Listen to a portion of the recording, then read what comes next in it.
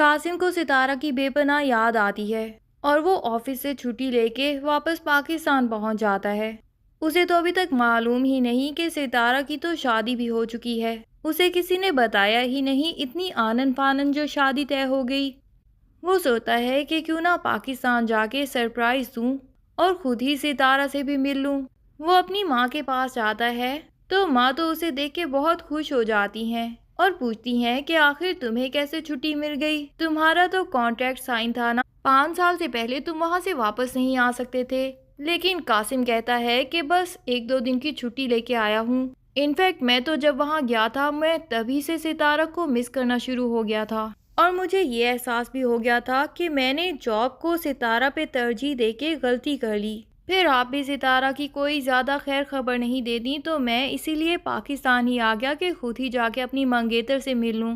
तो कासिम की माँ उसे बताती हैं कि तुम्हारी मंगेतर, वो तो अब किसी की बीवी बन चुकी है।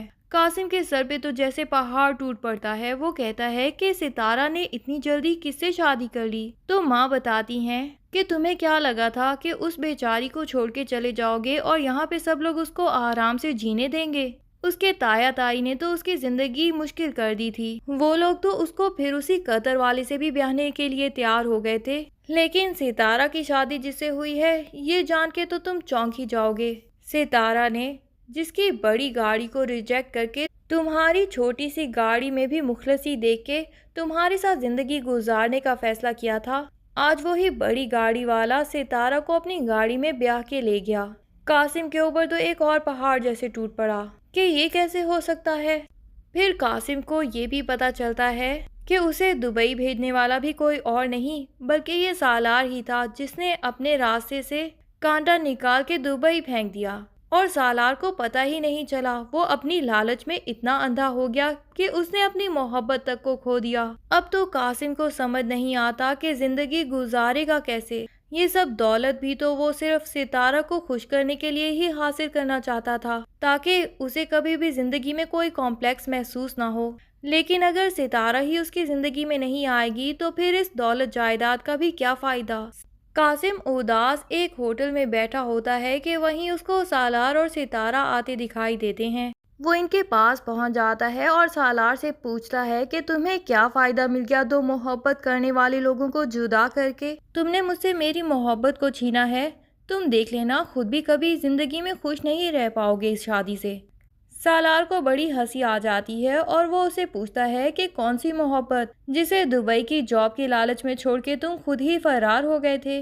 अगर तुम्हें सितारा से मोहब्बत होती ना तो सच में मैं खुद ही पीछे हट जाता और तुम्हारा रास्ता साफ कर देता।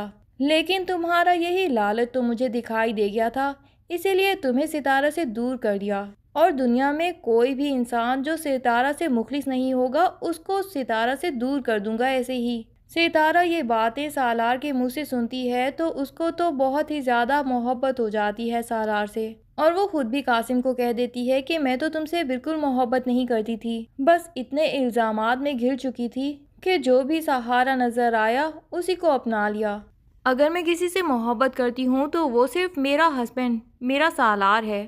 सालार की आंखें फटी की फटी रह जाती हैं कि ये जो कल तक मुझे अपनी नफरत ही शो करवा रही थी वो दिल से मुझसे इतनी मोहब्बत करती है। इधर ताई अपनी बेटी किरण का रिश्ता भी तय करने लगी होती हैं और रिश्ते वाली फिर से वैसे ही रिश्ते लेके आती है और वो किरण से कहती है कि जरा उठ के चल के तो दिखाओ। किरण भी बड़ी मुंह फट हो गई है। वो साफ कहती है आपको डांस ही करके ना दिखा दूं।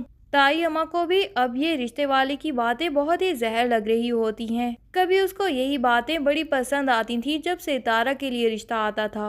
उन्होंने सितारा के रिश्ते करवाने में जितनी मुश्किलात पैदा की बिलाखिर उनके सामने तो आएंगी ही। किरण के रिश्ते में भी उनको उतनी ही मुश्किलात का सामना करना पड़ेगा।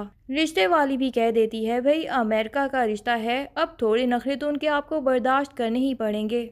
इधर सितारा को घर में अभी तक किसी और ने तो दिल से एक्सेप्ट नहीं किया, लेकिन सालार की नानी वो सितारा से बहुत ज्यादा मोहब्बत करने लगी हैं। वो सितारा से कहती हैं कि मैं तो तुम्हें सालार की आंखों से ही देखती हूँ और तुम मुझे और भी हंसी नजर आती हो।